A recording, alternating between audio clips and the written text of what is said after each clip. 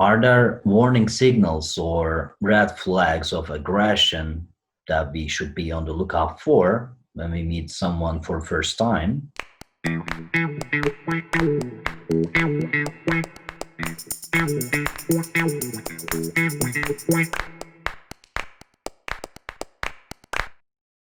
Most of us, when we meet somebody for the first time, we're kind of, I call it party manners, right? I have my best behavior on when I'm with you for the first time, especially if I'm dating. I want to make a good impression on you.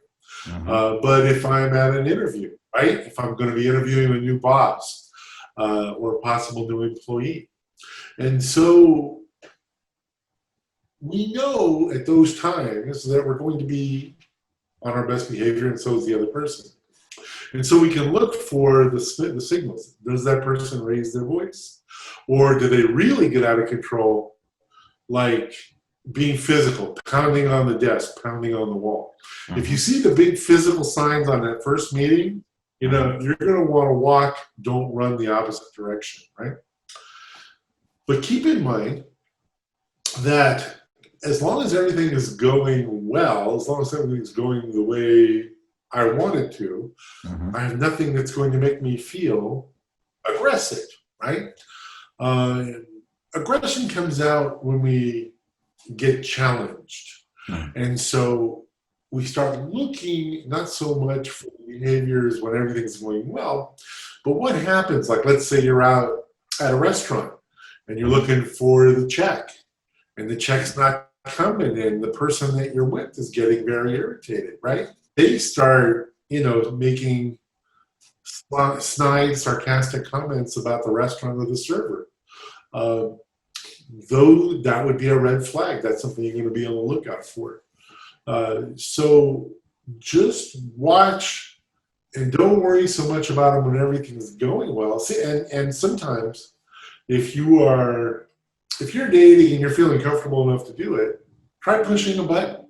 Make a political statement, or make a statement that you think might upset the person a little bit, and watch how they respond. If they raise their voice and try to dominate you and control you, there's your red flag, right? If they accept it and explore your thoughts and feelings, wow, then that's somebody that is going to be a great person to have a relationship with, whether it's business or dating or anything else. What if they are having a bad day? Well, if they're having a bad day, they are having a bad day. The fact that they are having a bad day doesn't mean that they get to make my day a bad day, right? Yeah. I mean, I'm looking to be with people that have evolved to the point where they can control themselves, right? You have heard of anger management, right? You've heard of anger management. Well, we all get angry from time to time. If we take it out on those around us, that's when it's not okay. In other words, okay, you got up this morning and you were going to have eggs for breakfast. There was no eggs in your refrigerator, right?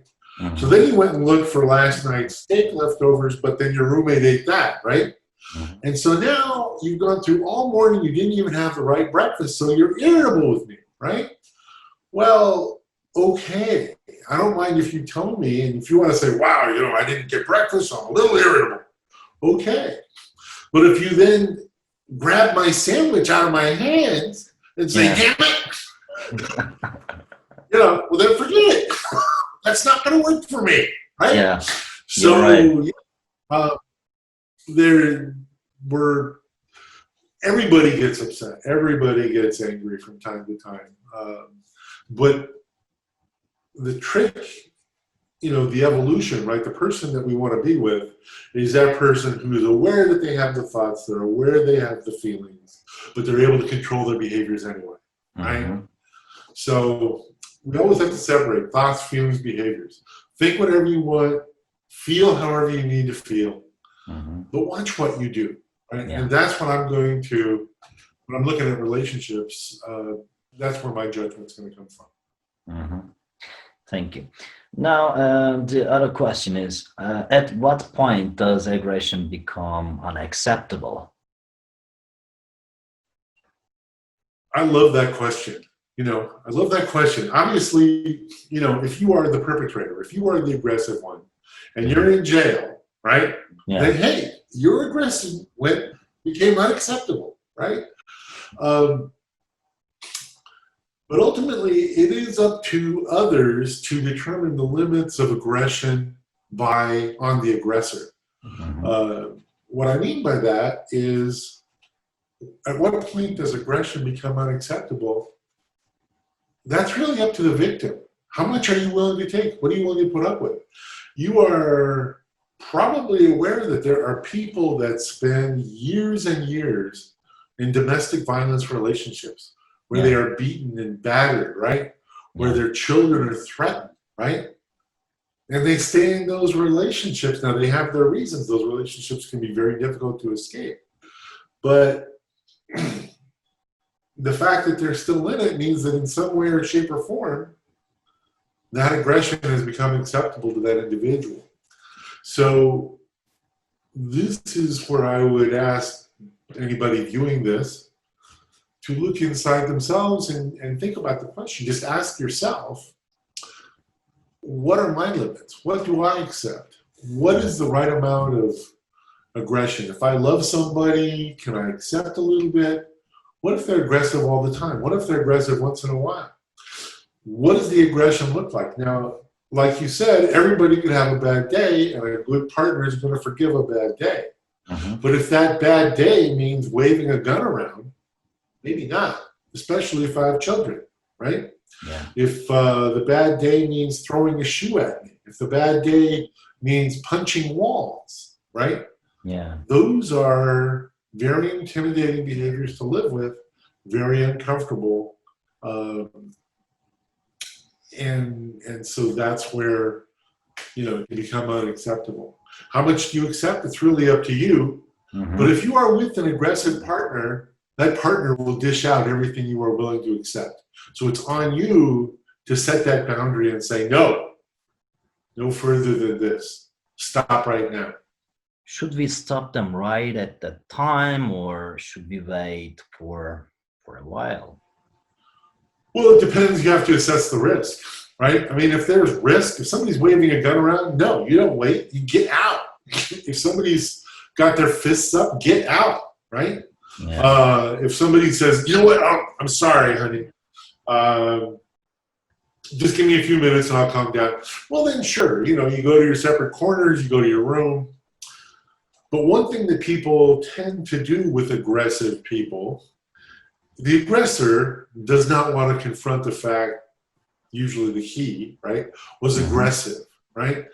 They want to be kind of let off the hook and so, oh, honey, I'm sorry, it won't happen again. Yeah, until it happens next time.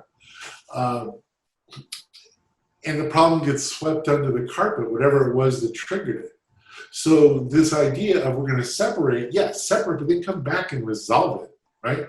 Don't just sweep it under the carpet. Yeah. You can break it off for a little while, but on the whole, you have to look and see, is it a pattern, right?